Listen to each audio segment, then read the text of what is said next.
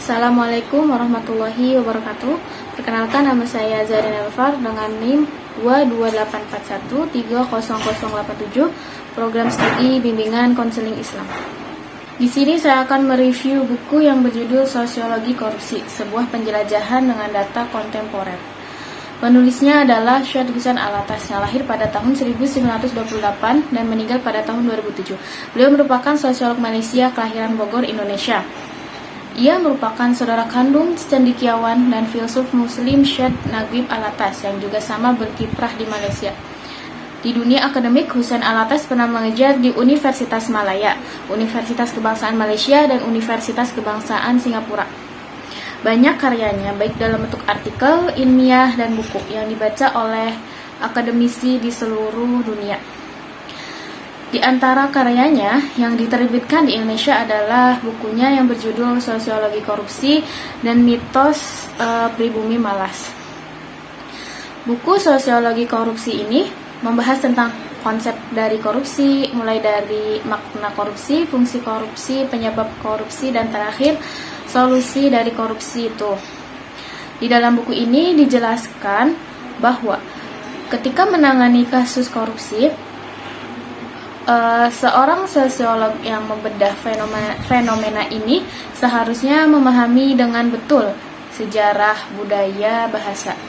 Jadi harus mengerti seluk-beluk terlebih dahulu agar penyelesaiannya itu maksimal. Korupsi seakan tidak bisa dilepaskan dari budaya birokrasi yang berada di berbagai negara. Slogan-slogan anti korupsi yang selalu didengungkan seakan tidak mempengaruhi budaya korupsi yang masih berlangsung hingga saat ini. Di Indonesia, kasus korupsi masih marak terjadi, belum ada sebuah gebrakan mutakhir untuk mengatasinya. Penulis dalam analisanya mengungkapkan ciri-ciri korupsi. Beberapa di antaranya, korupsi senantiasa melibatkan lebih dari satu orang, bersifat kerahasiaan, kecuali memang sudah sangat merajalela dan para pelakunya sudah muka tembok dengan itu semua. Ciri lain yakni koruptor biasanya mengakali perbuatannya dengan hukum yang berlaku. Korupsi melibatkan berbagai elemen kewajiban dan keuntungan timbal balik. Adapun bagi mereka yang terlibat korupsi, mengeluarkan keputusan tegas yang dapat mempengaruhi atas keputusan-keputusan tersebut. Setiap tindakan korupsi mengandung unsur penipuan dan pengkhianatan. Setiap bentuk korupsi melibatkan fungsi ganda yang kontradiktif dari mereka yang melakukan tindakan tersebut. Terakhir, ciri korupsi dalam buku ini digambarkan bahwa perbuatan korupsi melanggar norma-norma tugas dan tanggung jawab di hadapan masyarakat. Di dalam korupsi terbagi menjadi 3 bidang masalah. Yang pertama, fungsi dari korupsi, sebab-sebab terjadinya korupsi, dan yang terakhir, langkah menghilangkan korupsi. Korupsi mempermudah urusan dalam kasus korupsi yang positif, dicontohkan seperti kaum monarki yang hidup mewah, mendapatkan pajak atas penarikan yang dilakukan kepada masyarakat miskin. Terkadang dalam kasus semacam ini, korupsi bermanfaat agar kaum miskin mendapatkan hak-haknya. Meskipun terdapat fungsi positif, namun masih lebih banyak terdapat sisi negatifnya. Buku ini menjelaskan sebab mendasar bisa terbentuknya perilaku korupsi. Sebab dasar tersebut yaitu keadaan moral dan pemimpin di dalam masyarakat. Bisa dilihat seperti sekarang, bagaimana moral yang dimiliki anggota Dewan Parlemen. Banyak dari mereka yang terlibat skandal korupsi besar, seperti mantan Ketua DPR RI, Setio Novanto, yang korupsi anggaran penggadaan EKTP sebesar 2 triliun rupiah. Adapun hasilnya dibagi-bagi ke orang-orang yang terlibat. Keadaan tersebut mengakibatkan terhambatnya proses pembuatan EKTP. Kemudian, penulis juga memberikan konsep pencegahan dari korupsi ini. Seperti yang telah disebutkan di atas, faktor penyebab korupsi yang paling mendasar adalah moral.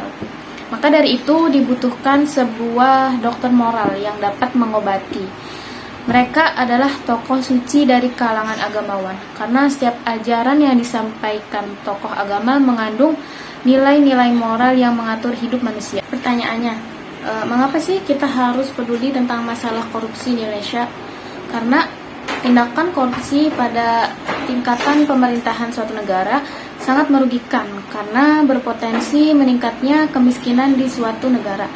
Selain itu, negara juga mengalami kerugian materi yang tidak sedikit. Kita beralih kepada pertanyaan kedua. Apa sih tujuan pendidikan anti korupsi bagi mahasiswa?